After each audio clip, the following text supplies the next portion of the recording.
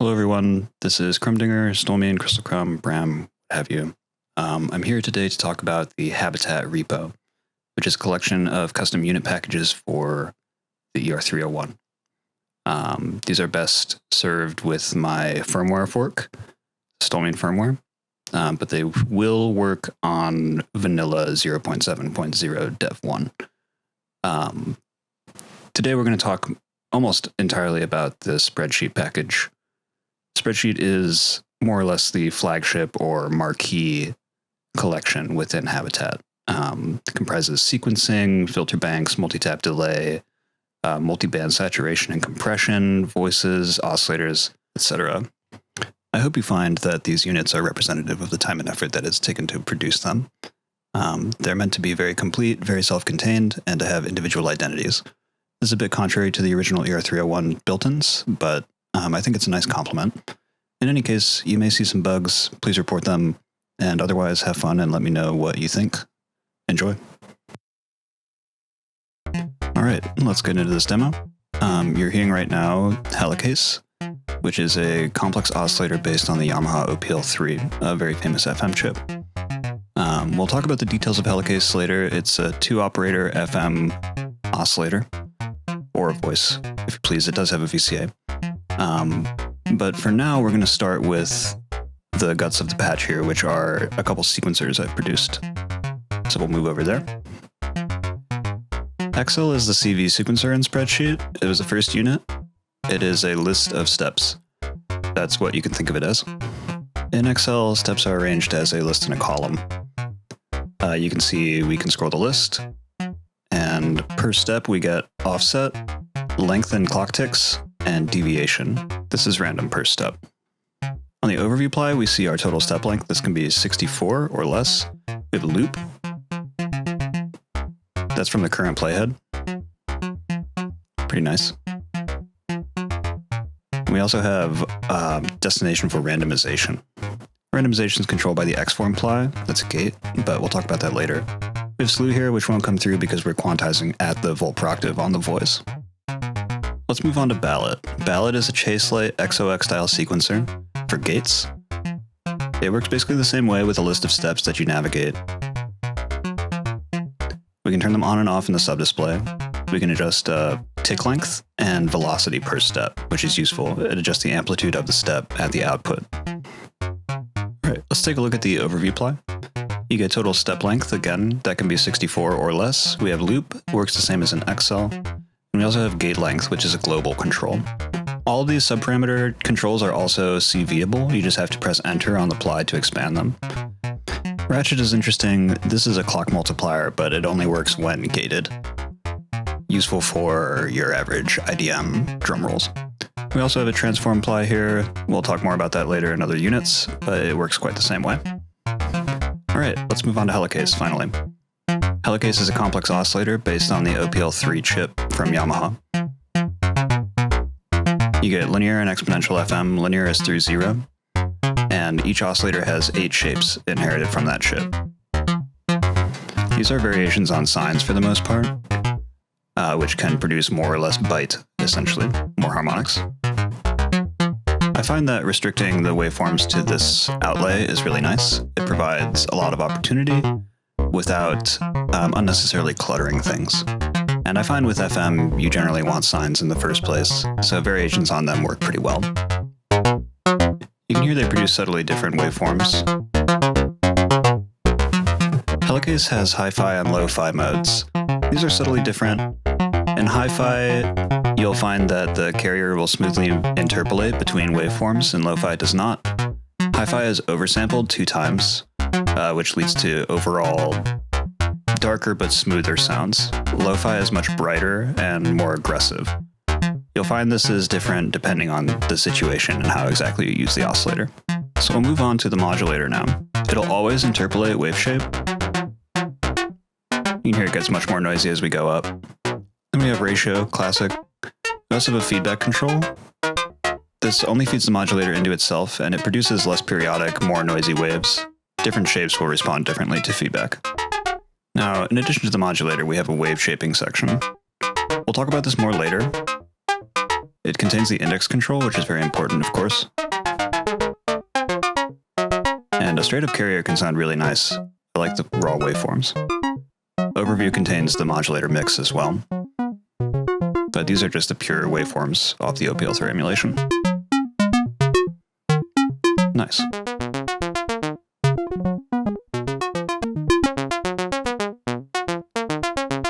We'll bring back the modulator, and we'll set it to linear FM. Alright, let's talk about wave shaping. So the first 7 types are the OPL3 waveforms. There's a discontinuity amount. You can see the first one is just a sine. This is a transfer function. And this will smoothly interpolate between wave shapes as well.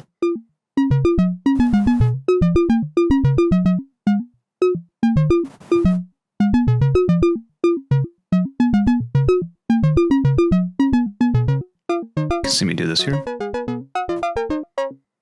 And we can see the waveforms visually here, which is nice.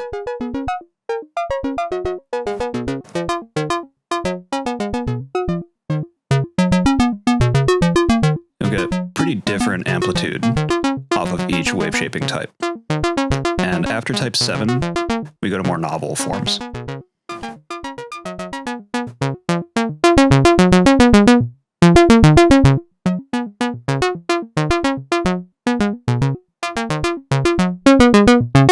To wave folding. Alright, so we'll talk a little bit about visualization. I'm going to set this to a different type and a slightly lower discontinuity. We have the corona visualization for the modulator, transfer function for shaping, and then for the overview we get these metaballs. These track spectral complexity via a heuristic, so it won't be exact, but you should essentially see more numerous and brighter metaballs the more complicated your signal is coming out. Mostly it's just supposed to look nice, and I think it accomplishes that. So far we've been listening to Helicase through the Strike LPG by Tom F, which is by far the best LPG on the 301. I love this thing. Try it out. We'll turn it off. Now you can really hear the richness of the oscillator.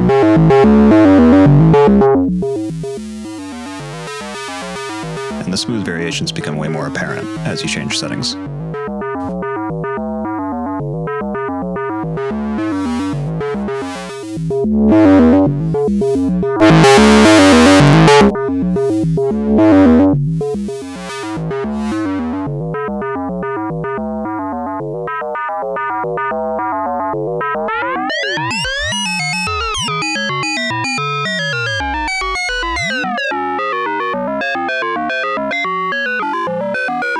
Let's switch back to hi-fi mode.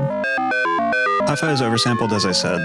There are some other options that change, but mostly you get a bit of a smoother profile overall. It also consumes a lot more CPU.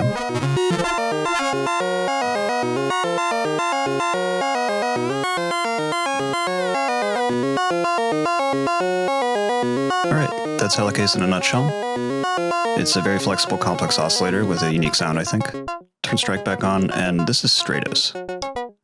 Stratos is available in the Habitat package as well. It is the Cloud's reverb, but just parameterized and broken out. It's very flexible. It's essentially the essence of Clouds, in my opinion, and you can get extremely spacious results very easily.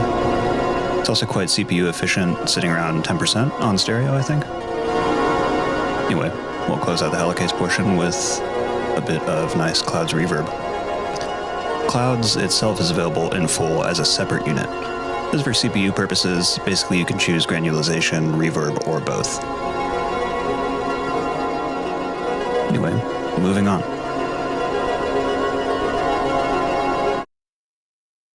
Alright, so now we're going to talk about impasto, which is a multi-band compressor. And we're using a sample from one Nedha Wheely, who is an excellent drummer producing breakbeat samples for sale. Highly recommend. That's our raw material. Pitch down just a little. The compressors on impasto sound great and are based again on Tom F's CPR unit. The unique thing here, though, is that each band can address more or less of a given frequency band based on weight and the skew control. So you can spread the low end across multiple bands or the high end, etc. It's very useful. We also get input drive, which is tan H. That gives us a clean boost with some distortion. Sidechain control is also somewhat unique in that it is split by the same crossover that the bands use. So when you push a signal in for sidechain, it will be separated out band by band, and the frequency content of the input will be respected for compression on the output. All right, let's talk about skew. So skew is a means of macro adjusting band governance over frequency content. At skew -1, we push the bass further into the low band. Higher up, we spread the bass out into the other bands. This gives you more detailed control over any given frequency spread. Skew 0 is nominal normal. I like a bit less. It just focuses the low band within the low compression. So per band, we get a full-featured compressor. We get threshold, ratio, speed. Speed is a macro control, but it breaks out when you expand each ply.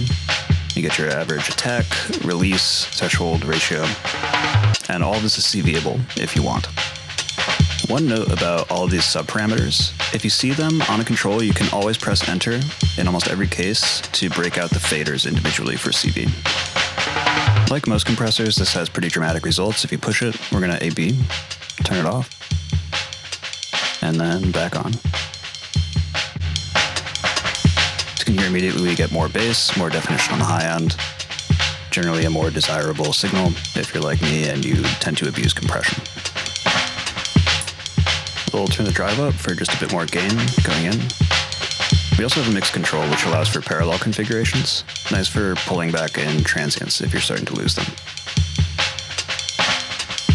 But yeah, that's more or less impasto. So in addition to the compression, each band has a volume control. This allows you to use it basically as an equalizer. It's quite useful for cutting highs and lows.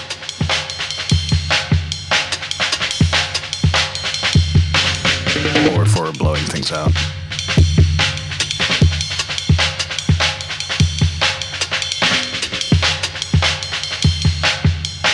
And with that, I think we'll be moving on. Listen just a little bit more.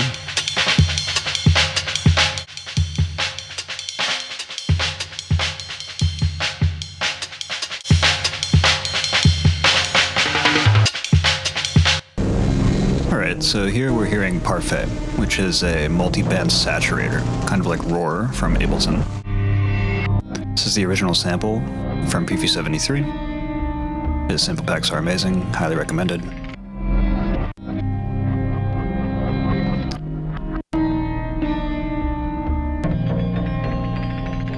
And this is without Parfait. You're gonna hear the audio spike pretty hard once we turn it on.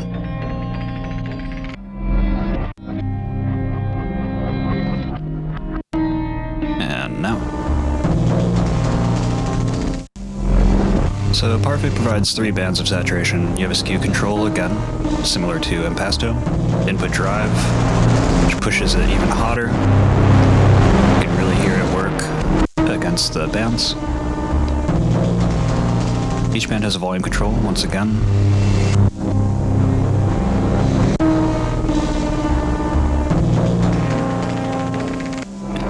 Subcontrols per band include the saturation amount, bias type for each band, as well as a filter per band. These are morphable. And the second ply includes the weight control, which allows you to proportionally move band allocation.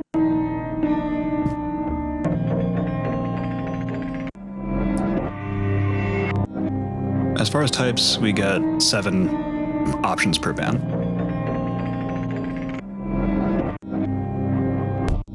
It's a bit hard to hear on the low end, so we'll test on the mids. We'll go through the types a little bit.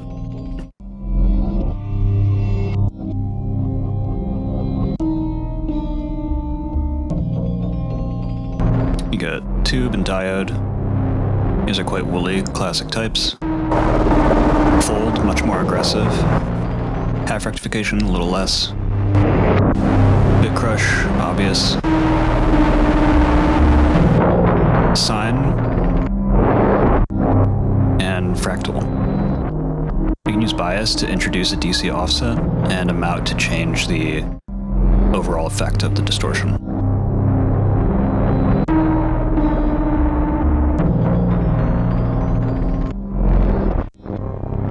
Bias will result in sometimes more subtle effects or more breakup in the signal, which can be nice. You can also bias negatively.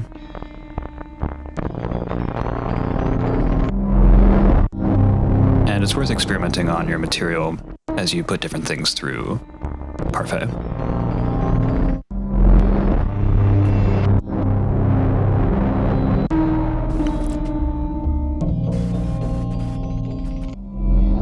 Once again, all these controls can be CV'd if you expand the ply. You also get a Q control for the filter when you expand the ply.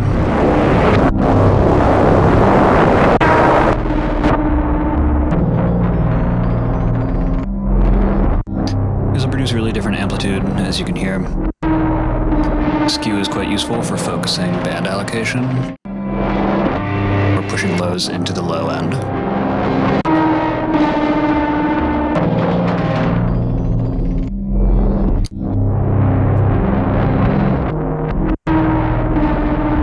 Filter. So they're quite useful as well, and they are morphing. So you can really tame things or focus them.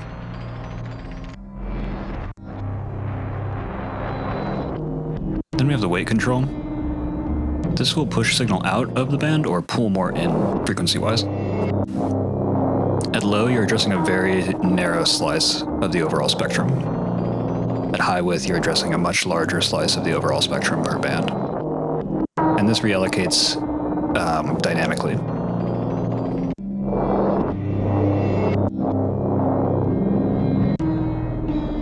You can see that on the graphic.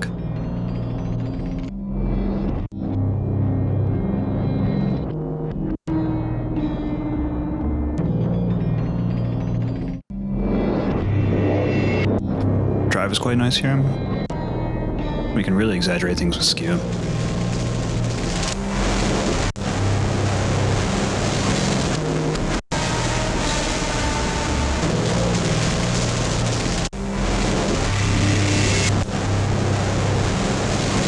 We have a compressor, one knob on the mix out, and 10H, so you can put even more drive on the output.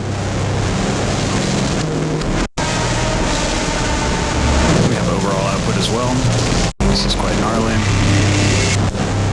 But you can see it as a fader. We can compensate for the distortion by lowering the level. And then use skew to rein things in quite a bit.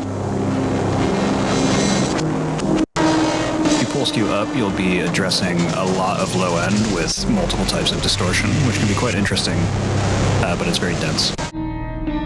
This is the original, and parfait. It's great at subtle mix levels, just to add a bit of hair to a signal.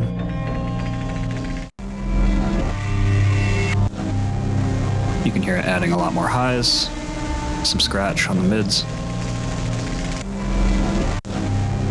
Can really subtly shape a signal.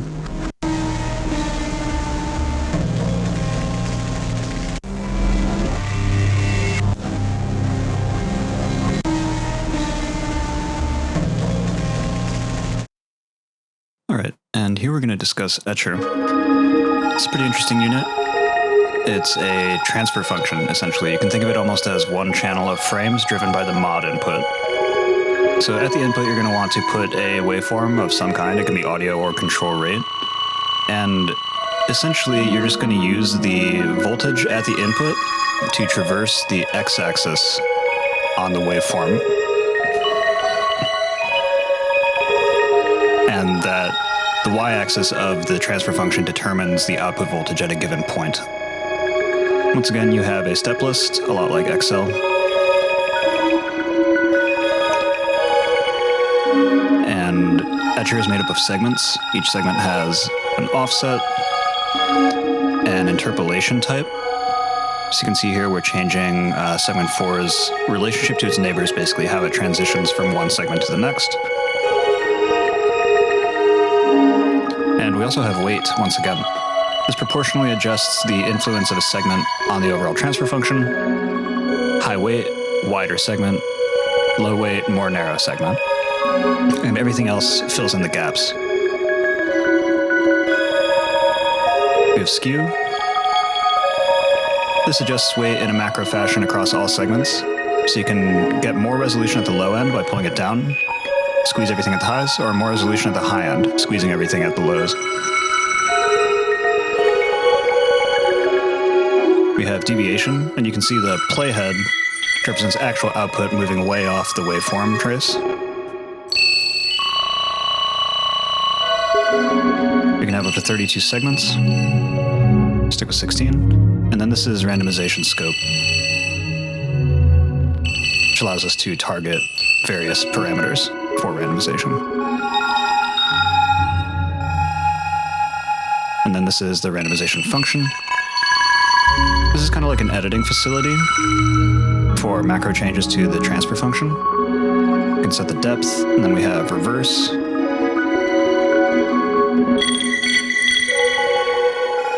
Invert.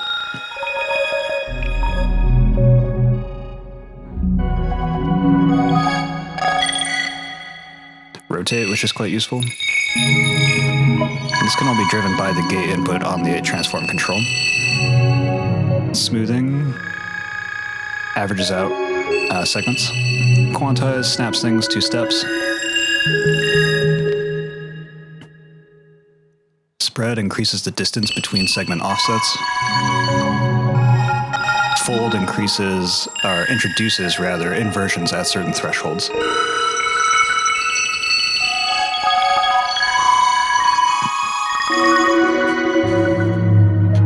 The depth control changes these things slightly per setting.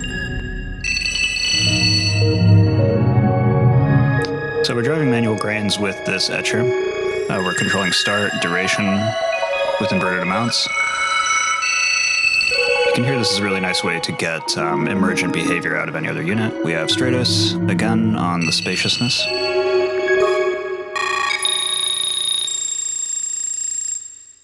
And a second etcher, actually. These are really fun to drive one after the other, and they consume very little CPU, so you can stack a lot of these in a single chain and use them all over the place.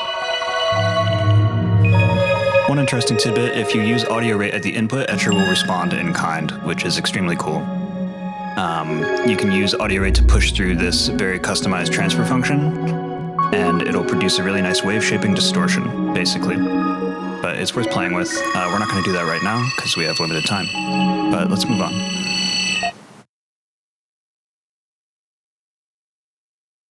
Alright, this is rauschen.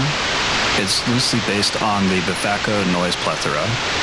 Now, this has 11 algorithms, I believe, and it also includes a filter with Q and morphing, which are quite useful.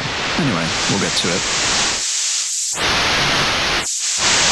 Which is very convenient.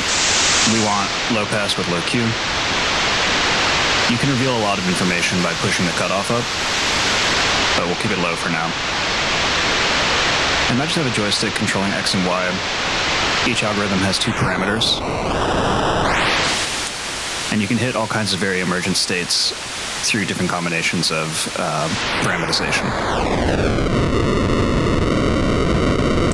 Go through the algorithms.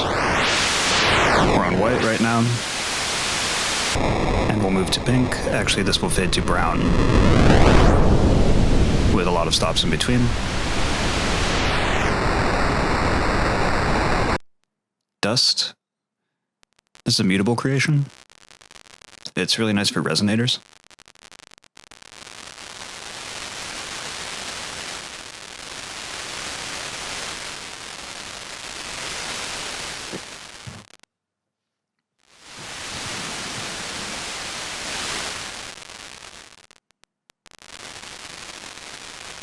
We have particle.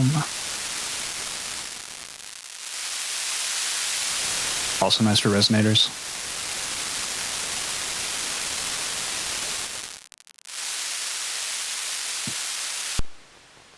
Crackle is a bit more novel. Produces something that sounds kind of like a shower or like steam escaping. Also sound kind of like fire. Which is really nice. Again, the filter is really key here. You can shape things quite heavily, but I definitely recommend processing further. This is an implementation of the logistic map algorithm. You'll find that there are a lot of islands of periodicity here, depending on where you are on the X parameter. You'll get standing waves, and then Y can sort of tune them, although this is not full per octave. Great low-end material. More chaos higher on X generally. And super high pitches at low X, low Y.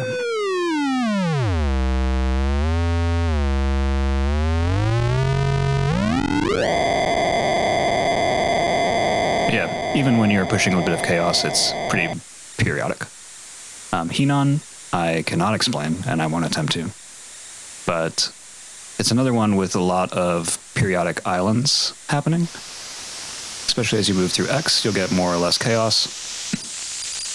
And then Y controls something like the density. But you'll find the controls on this one are pretty discontinuous. This is maybe my favorite algorithm of the bunch.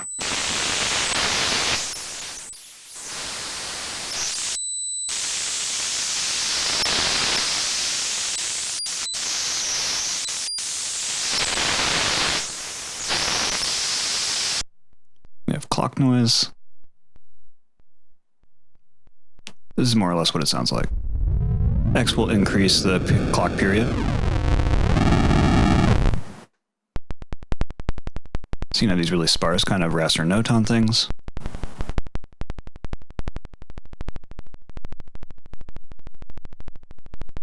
Y makes it a bit more dense. As you push the controls, you hit classic noise with greater or lower pitch, basically.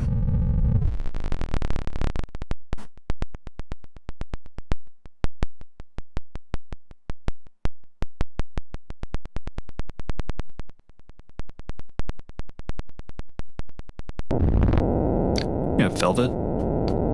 This is available on the 301, but it's nice when parameterized more thoroughly.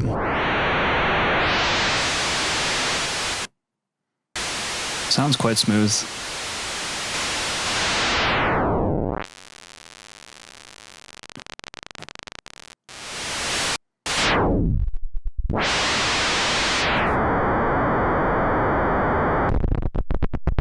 Gindi is another more obscure kind of academic noise algorithm. Sounds a lot like rubbing the surface of a microphone, I think. Or a zipper. But overall, just quite physical, which is nice. And it produces a lot of interesting low-end content at certain settings. I would highly recommend a joystick for this. It just lends itself very well to X and Y. And it's fun to play with. But yeah, once again, a lot of periodicity going on, but with a fair amount of divergence.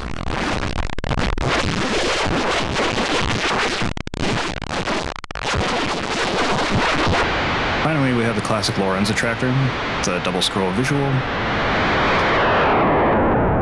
This one will also produce a fair amount of periodicity at certain settings. There you go.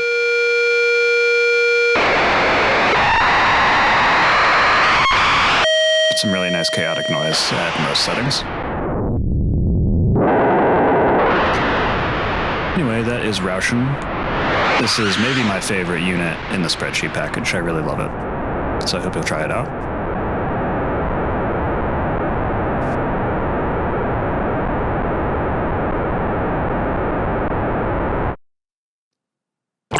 Alright, let's talk about tomograph. So right now we're just hearing plats. It's controlled by a joystick again, for a lot of chaotic modulation.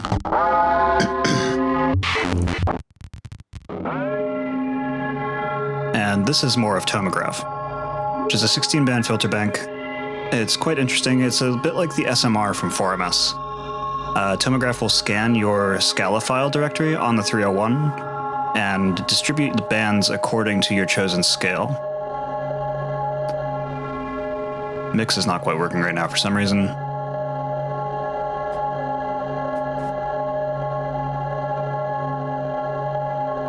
And we get frequency, gain, and filter type per band. When you change a scale or rotate, everything will snap back to the given scale. A little more play on plats. We also have slew. You can hear the bands adjusting to their new positions.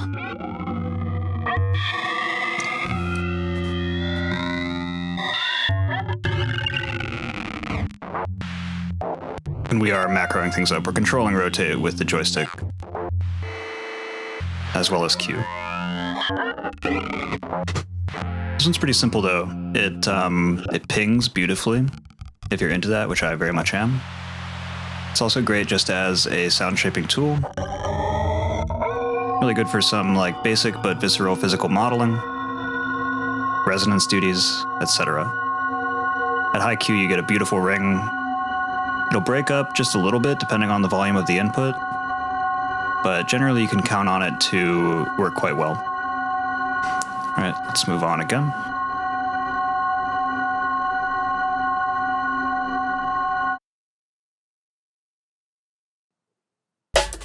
All right, now we're going to talk about larets. Larets is a sequence multi-effect. Our source material here is a drum break from NetHawili again. And larets is based largely on Deep Blue Glitch and Infiltrator 2. If you've ever used either of these plugins, Deep Blue is classic, Infiltrator is a modern classic. But essentially you just put effects on a timeline. These are one at a time, and they will influence the audio.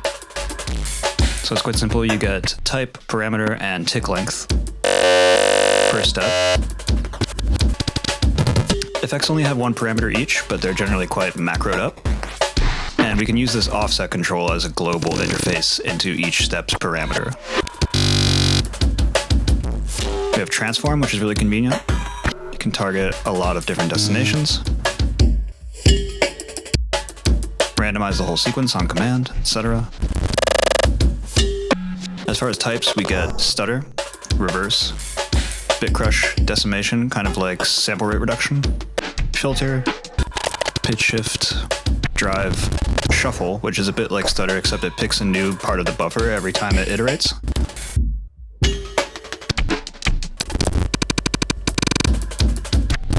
We get a delay, comb, and that's it. But the effects are all quite high fidelity,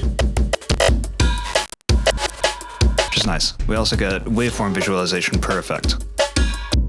We can have up to 16 steps. We can loop, just like with XL. It'll pick from the current playhead. And then skew, in this case, works on tick timing. So you can get more resolution at early steps or later steps automatically.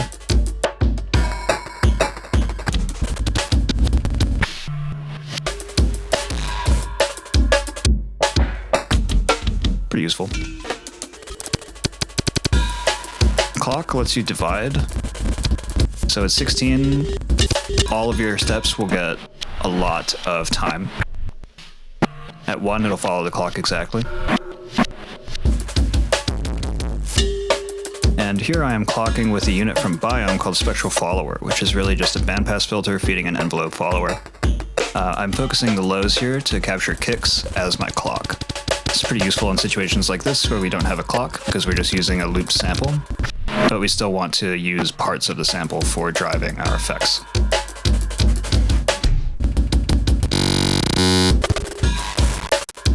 Just a bit of play here. And we'll listen for a bit and then move on.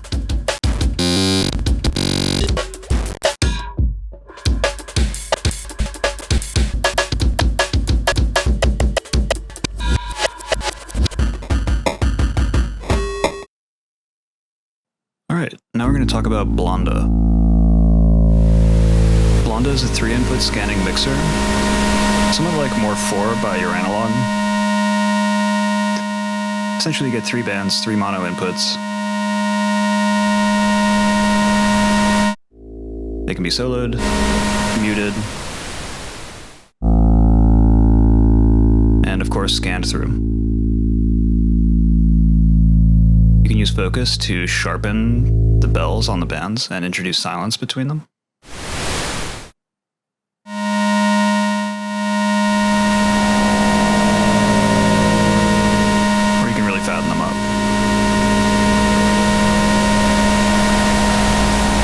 can see the scan head moving, and where shapes intersect, their levels will go up as well. In tandem, I should say. We have weight, again. This proportionally increases width. Then offset moves things on the x-axis. You can push them all the way over out of their nominal band. We also have level, which is like a master fader over the bell.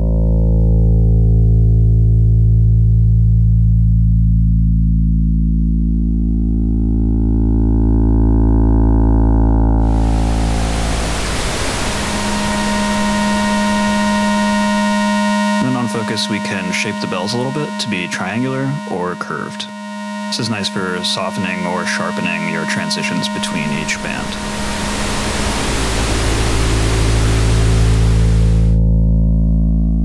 I also have skew, which works pretty much the same as every other multiband unit. Pulls everything proportionally to one side or the other. And we have a master level fader. Blanda is really nice, really simple, straightforward. It's great for drone, like I'm doing here. This is 2 helicases with pink noise in between them. I'd highly recommend it for your ambient uses.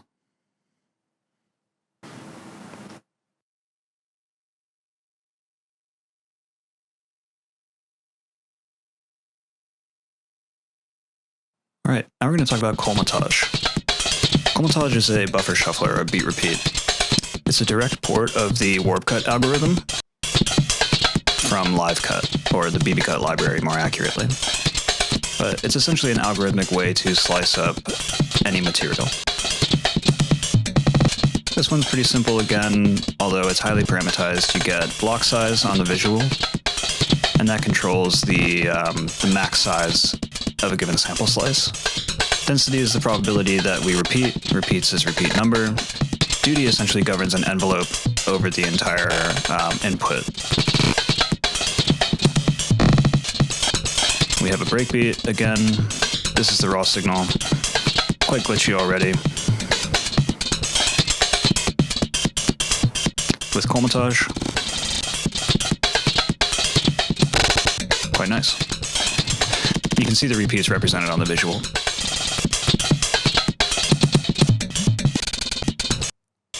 We have division on the clock once again.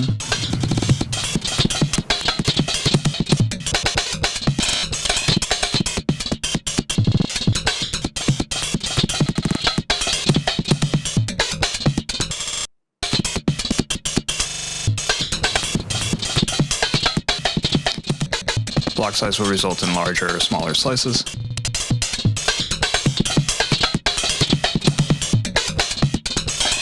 And there are shift controls on probably most of these, I think.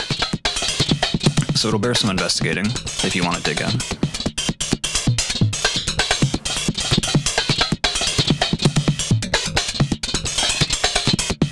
Once again, density is the probability, essentially, that a repeat occurs. On repeats, in the shift menu, you get retardando, which is a slowdown, blend, and accelerando. Blend controls the probability that we get either a retard or an acceleration. This is about the rhythmic placement of repeats. At high repeats, you can sometimes get pretty granular sounding stutters, tones almost.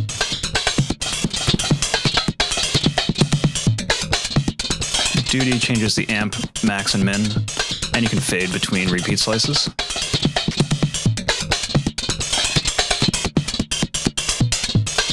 As we pull duty down, we have to increase mix. You'll hear it cut the envelope quite short or long. It can also go negative. And in this case, we reverse the repeated signal.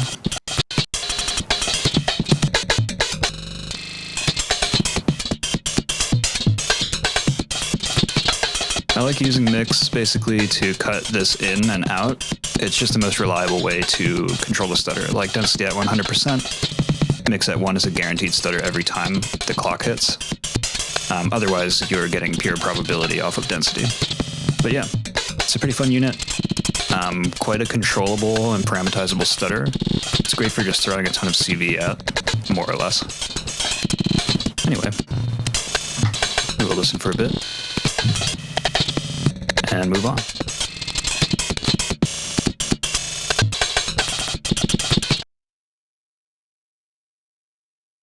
So pecto is fairly dramatic. It's 24 delays, basically, but at pretty short times, from about 0.01 seconds to 2 seconds total. This means you get a lot of action, and it can be quite reverberant, which is really nice.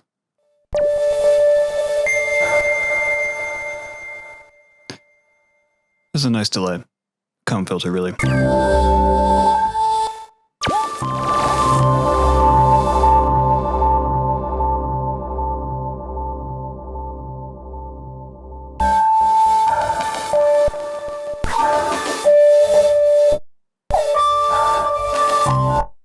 Anyway, density sets your tap count, size sets the base delay time, and then volt per octave allows you to offset delay time with pitch material. Can't promise it'll track perfectly, but it does produce nice results. Feedback, everybody knows it'll feed the signal back into the input. You have an X-form control and mix. We also get pattern type. This adjusts the rhythmic distribution of taps. We have an envelope, on slope. And we also have resonator type. This changes the harmonic content of the output very subtly.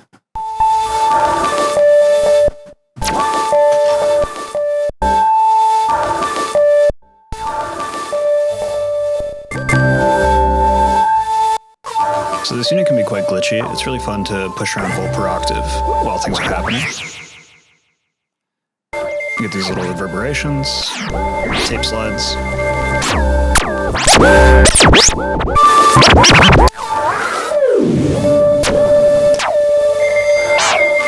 It's great to adjust things slowly over small distances as well. But before we move on in just a moment. Alright, last but not least is petrichor. This is a big fat beast of a unit.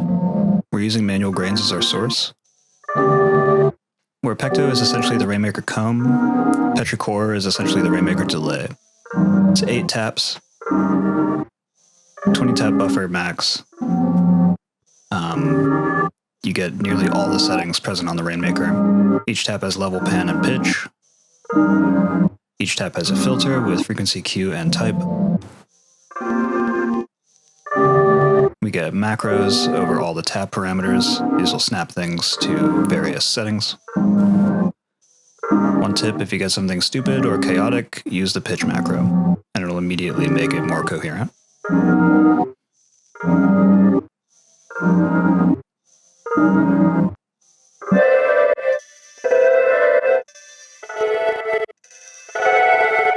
We have randomization over everything.